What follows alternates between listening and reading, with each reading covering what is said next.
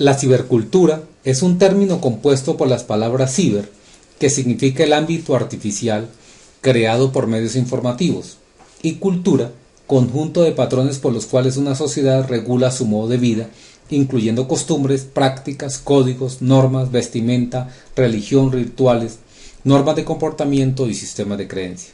De tal manera que la cibercultura es un término que contribuye a la formación de una sociedad del conocimiento, un instrumento que permite que las nuevas generaciones accedan a procesos de aprendizaje en entornos virtuales que sean capaces de superar la presencialidad, ya que la única diferencia que se debe observar en la enseñanza es el cambio de medio.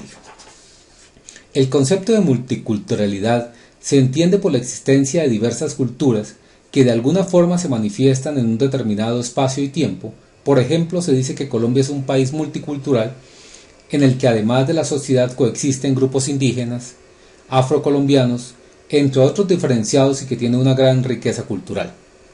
La interculturalidad asume como un modo de convivencia entre las distintas culturas que conforman la sociedad nacional, que permite al país asumir como pluriculturalidad, a los ciudadanos asumir las diferencias y valorarlas como algo bueno y enriquecedor, convivencia que debe responder a la situación sociopolítica y económica, a los intereses y necesidades reales de las personas, comunidades y pueblos, garantizando la formación de las capacidades para asumir los desafíos y compromisos del desarrollo y liberación que demandan los integrantes de una cultura. Estas son afirmaciones de David Ramiro Poveda. Con estas afirmaciones arranca todo un proceso de la humanidad, surgen nuevas concepciones y la sociedad se transforma, entre ellas las comunicaciones que dan como surgimiento el telégrafo, el cine, la radio, la telefonía y la televisión, y éstas las superan las nuevas tecnologías y dan pasos a las transformaciones telemáticas y comunicación de masas, y se despierta un ritmo de participación en los temas sociales a través de los medios tecnológicos y masivos. Esas transformaciones facilitan la sociedad del conocimiento.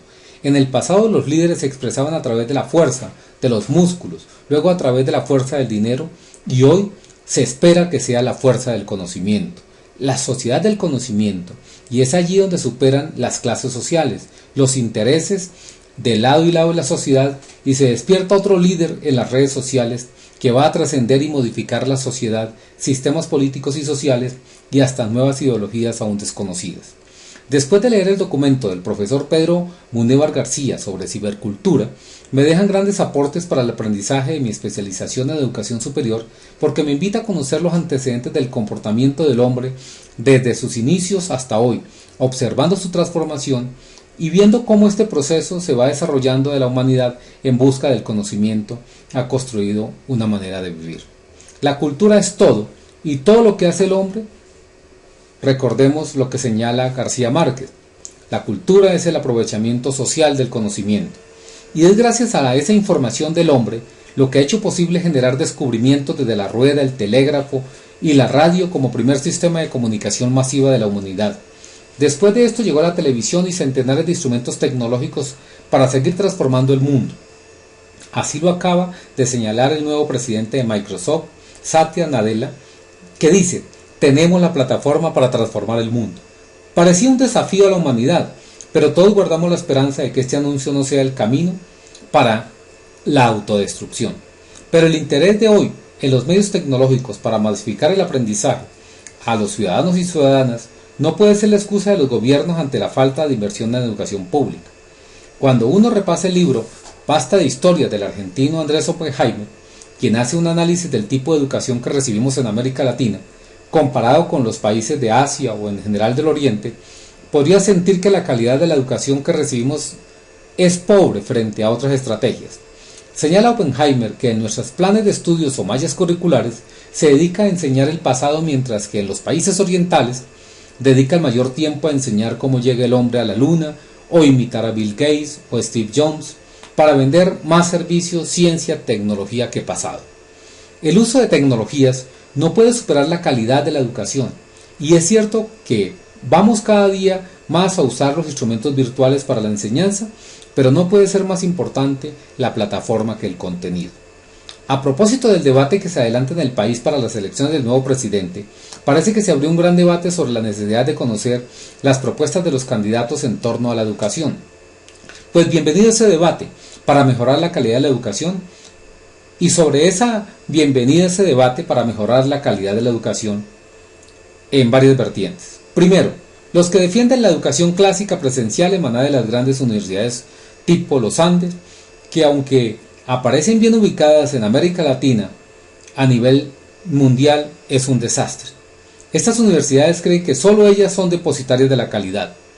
En segundo, está la universidad pública, que sostiene que solo ellas pueden ofrecer calidad y que el Estado debe invertir en ellas.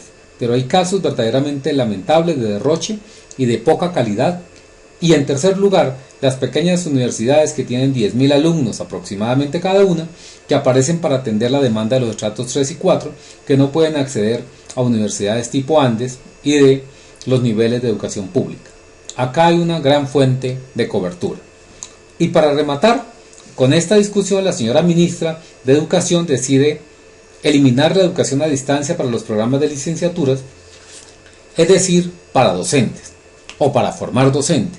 Debe hacer una reflexión sobre lo que el gobierno colombiano entiende por ese tipo de enseñanza, que no es otra que el desconocimiento de los avances de las tecnologías, el estudio juicioso de muchos tratadistas y el compromiso de que los defensores de esta modalidad hacen a diario como contribución a la humanidad para contribuir a ampliar la cobertura en la educación y utilizar los instrumentos y metodologías para tener acceso a conocimiento de calidad. Lo primero que hizo la ministra con esa decisión fue sepultar la Universidad Abierta a Distancia UNAD, ideada a principios de los años 80 por el entonces candidato Belisario Betancur. Lo segundo que hizo fue mandar un mensaje equivocado, que solo la hora de hombre pupitre mejora la calidad del docente. En tercer término, disimula o desestimula los esfuerzos que hacen muchas instituciones de educación superior para ampliar la cobertura, mejorar la calidad y trabajar en contenidos pedagógicos adecuados para que el centro de este proceso sea el estudiante. ¿Qué pensaría el nuevo presidente de Microsoft, creada por Bill Gates, cuando dijo que tenían la plataforma tecnológica para transformar el mundo? ¿Qué diría el señor ministro de las Telecomunicaciones, que trabaja para ampliar el acceso a la red de Internet, que promociona el acceso a las tabletas para estudiantes y financia planes de talento digital? ¿O fue que los resultados de la calidad de nuestros estudiantes sirvió de excusa para decirnos que solo las universidades de los Andes o Externado, entre otras, que se resisten a usar tecnologías para sus estudiantes, sirven para formar a los colombianos? Vamos a tener que contarle a la ministra y a los académicos que manejan la educación en Colombia que el mundo hace rato descubrió ciencias que se interesan por la producción y comunicación del conocimiento. Los modelos didácticos indican que la diferencia más importante entre la educación presencial y la virtualidad reside en el cambio de medio, y en el potencial educativo se deriva de la optimización del uso de cada medio. Y que, como lo señalan los diversos tratadistas, el camino que debemos recorrer es distinto. En la aceptación de esta diferencia de medio de comunicación reside el éxito o el fracaso de la actividad educativa. La docencia virtual es el resultado de la evolución de la enseñanza a distancia y un nuevo paradigma educativo, y esta afirmación se respalda por diferentes teorías de autonomía y la independencia del estudiante, por la teoría basada en el proceso de industrialización de la educación y por las teorías basadas en la interacción y la comunicación. Estas teorías tienen como principal actor el estudiante, sus necesidades, su edad, su nivel educativo previo, estatus social, disponibilidad de tiempo para el aprendizaje.